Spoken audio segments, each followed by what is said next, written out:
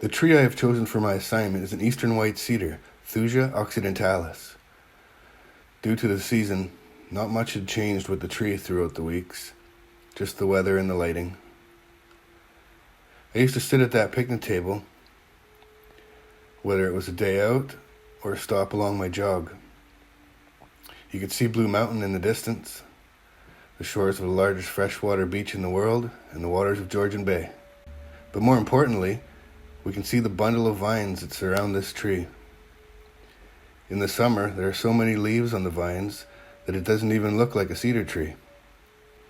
The first time we chose to sit here was because my daughter decided to hide inside the tree. I could not see her with all the leaves on the vines. She was calling for me, and I thought I was chasing her around the tree. 2 years ago, 3 smaller trees were cut from the patch of cedars. I'm not sure what the purpose of this was, perhaps simply just to give the larger trees more light.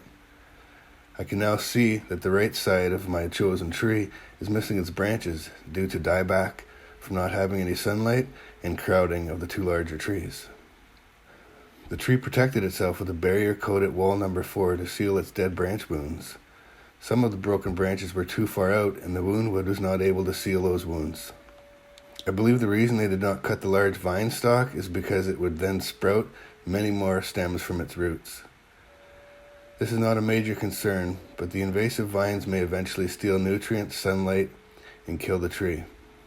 I would say the trunk of the cut trees should be cut a bit lower, at the height equal to the diameter of the tree. The tree also has a lean.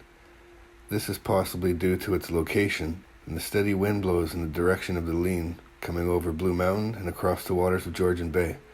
The soils are also very sandy along Wasaga Beach, most likely helping to contribute to the lean, as many of the trees in the area look similar to this. It may have been better to take down the larger tree and leave the smaller ones in the center, since the high winds, sandy soils, and constant pull of the vines put the tree at risk of someday falling on the picnic table area, the walking path to the left, or even the vehicle parking behind the tree. This tree also has 2 leaders competing for dominance in a V-shaped connection. This connection is prone to split, and one of these leaders is likely to fall. The 3 smaller trees would have taken many more years before they became a hazard, while still providing shade to the area.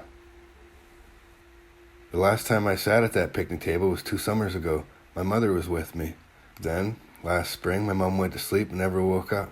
3 days after that, my grandmother passed away, and 3 days after that, my first cousin died. I returned to this tree last summer and saw the 3 trees missing from the group of cedars. And now that tree reminds me of those 9 days when 3 family members were lost. Trees hold memories for so many, some good, some bad, but for the most part, there are symbols that remind us to think more. Whether it's thinking about the health, environment, dendrology of the tree, or the memories and the people that certain trees remind us of. Humans and trees both may lose our leaders and other group members, and just like trees, we try to put up a wall that may never seal some of the wounds.